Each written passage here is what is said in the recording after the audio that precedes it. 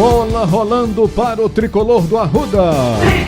Tricolor Santa! Alô, Igor Moura. Alô, Edinaldo Santos. Abraço forte, amigo. Boa noite. Um abraço para todo mundo ligado aqui no Bola Rolando. De antemão, fim de semana ótimo para todo mundo. Bom, Edinaldo, antes da gente falar um pouquinho sobre SAF do Santa Cruz, recuperação judicial, algumas situações que obviamente despertam muita curiosidade na torcida tricolor, o Santa nessa semana resolveu a situação, coincidentemente, de dois centroavantes do elenco, né? Dos dois principais centroavantes do elenco do Santa. Gilvan e Bortoluso. Né? Exatamente. Nessa semana, essas situações foram resolvidas, cada uma de uma forma diferente, né? O Gilvan foi emprestado para o Sergipe foi no fim de semana passado o vice-campeão sergipano, perdeu a final nos pênaltis para o Confiança, e o treinador do Sergipe é o Martelotti, né, que tem, quer queira ou não, uma boa relação com o Santa Cruz, tem uma história muito bonita, não só como atleta, mas principalmente como treinador aqui no Santa Cruz, e o Gilvan foi emprestado para o Sergipe, que vai arcar com o seu salário integralmente, e como o Gilvan tem contrato com o Santa até o fim do Pernambucano do ano que vem, se todo o rito for seguido normalmente, como a gente acredita que vai acontecer, Gilvan vai disputar a Série D no Sergipe.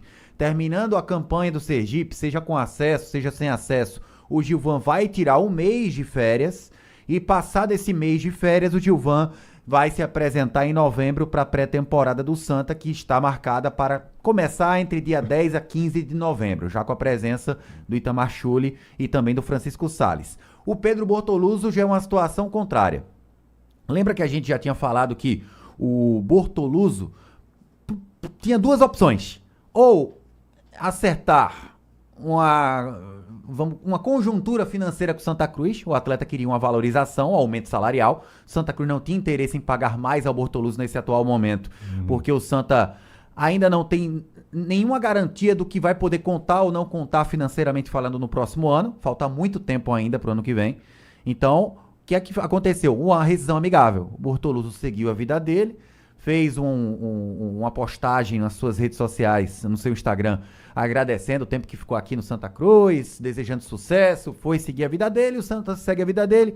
Como houve essa rescisão amigável, ao que tudo indica, o Bortoluso não estará disponível no elenco do Santa em 2025. É carta fora do baralho. Santa Cruz vai atrás de outro centroavante, em tese, para rivalizar com o Gilvan, nessa espinha dorsal que o Itamar Schulli vai poder montar após a sua passagem no time do Retrô. Essa previsão que você fez ainda há pouco, se tudo correr bem, se tudo correr dentro dos trâmites que estão sendo traçados... É o que é natural, né? Mas a gente sempre coloca aquela história da dinâmica do futebol, claro, e do que pode acontecer lá na frente, né? Porque, de repente, aquilo que a gente fala sempre aqui, um jogador desse faz uma grande campanha, o time teve um acesso, o interesse dele aumenta por permanecer naquele time, porque ele vai estar numa outra série, né? Uma Série C ou Série B da vida.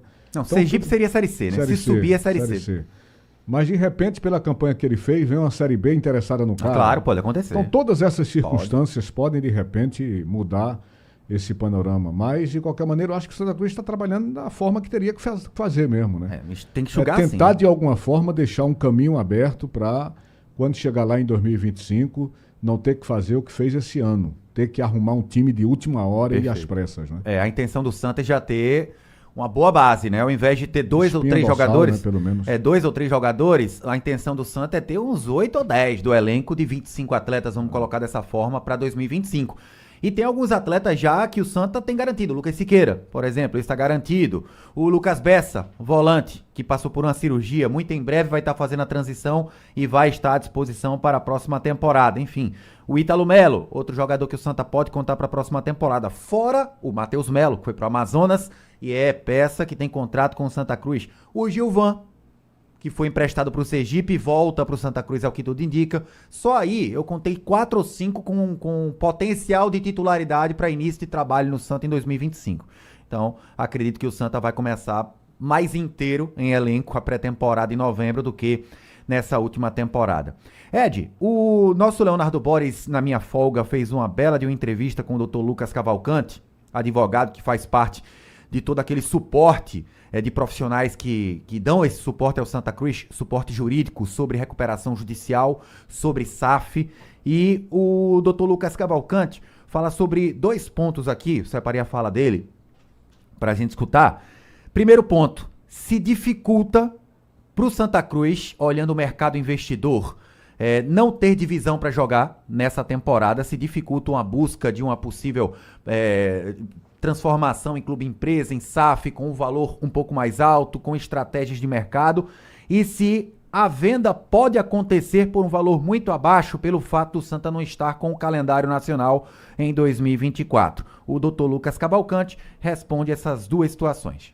Tudo depende do perfil do investidor, tá? Então, um projeto Santa Cruz, todo e qualquer investidor olha ele a longo prazo, a médio e longo prazo. Se alguém for olhar a curto prazo, de fato, não faria sentido por essa questão. Mas não é esse o perfil que nós buscamos, nem é isso que o mercado busca, tá? Então, o fato de a gente ter alguns elementos atrativos que não se compra no mercado, não se compra torcida no mercado, não se compra história no mercado, isso é um preço que a gente tem, o Arruda, o patrimônio, a sua história, a capacidade da torcida de lotar o Arruda, isso tem um valor agregado extremamente importante. O fato de não ter divisão esse ano, mas já ter no próximo ano, nos assegura a tranquilidade de negociar de forma muito melhor do que em outro momento. Então, o fato de a gente já ter calendário, de ter esse período aí para usar de forma bem feita em prol da associação, para que avance a negociação, já que a gente não tem futebol no meio do caminho.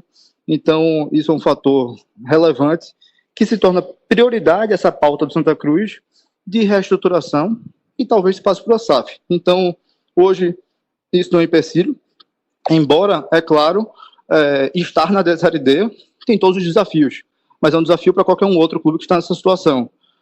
Mas, te garanto, o feedback que a gente tem no mercado é que esse ativo Santa Cruz, com a força da sua torcida, com a sua história, seus títulos, o seu estádio, isso vale mais do que a divisão que a gente está hoje. Divisão, a gente consegue superar sendo competitivo e em 2, 3 anos a gente está em outro patamar. Mas história não se compra com 2, 3 anos, não. De forma alguma. Tudo é feito com muita responsabilidade, tá?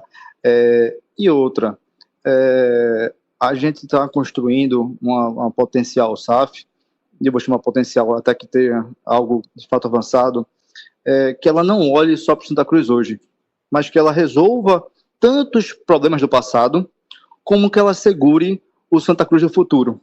Então, a SAF que vier para o Santa Cruz é desejo nosso que tanto resolva dívida e uma falta de infraestrutura no CT, no estádio nesse momento. Então, assegurar que resolva problemas do passado, mas que nos assegure, no futuro próximo, ser extremamente competitivo. Então, ela pode contemplar tudo isso no mesmo pacote.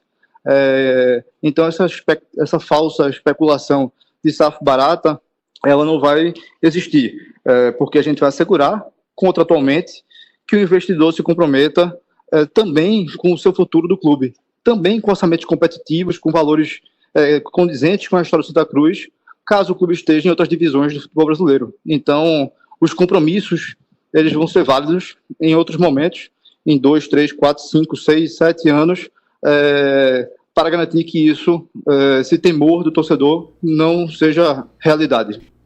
Pronto, aí então a explicação do Dr. Lucas Cavalcante, ficou bem claro algumas situações que a gente já debateu aqui várias vezes, né, Edinaldo, sobre a SAF do Santa, que vai, quer queira ou não, englobar muita coisa, inclusive esse passivo imenso que o Santa Cruz tem, né? Eu confesso, Igor, que ainda tenho muitas dúvidas com referência a essa SAF do Santa Cruz, a essa recuperação judicial do Santa Cruz, por mais inteligentes que sejam as palavras do nosso entrevistado agora há pouco.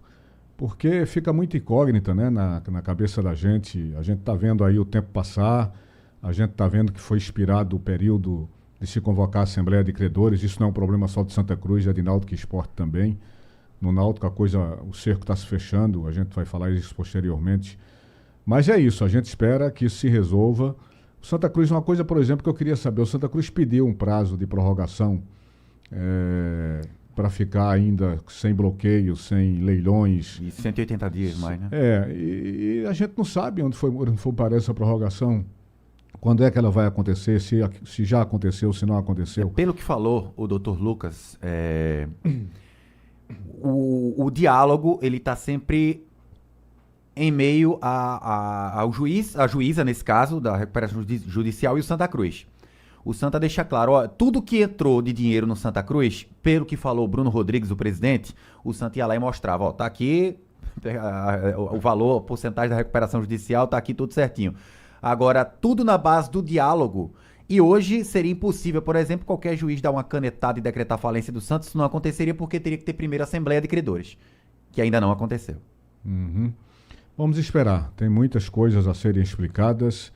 E como sumiram, né, as propostas de investidores para a SAF do Santa Cruz? Porque o ano passado foi uma festa, né?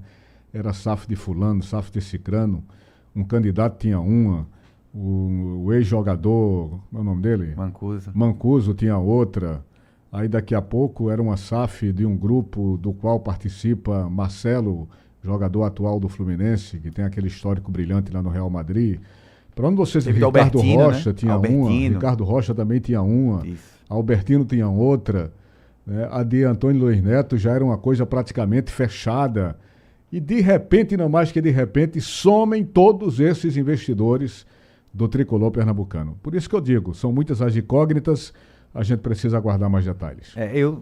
Para finalizar, eu penso igual a você, eu tenho sempre um pé atrás, assim. Pois é, rapaz. Porque pelo que a gente tanto escutou, pelo que a gente debateu aqui várias vezes ano passado, logo após a eliminação pro Iguatu na Série D, muito se falou de SAF, agora nada caminhou muito longo, né? E quando de maneira muito longa, né? Assumiu o presidente ali naquela parte final, o afastamento de Antônio Luiz Neto, aí chegou o Jairo Rocha.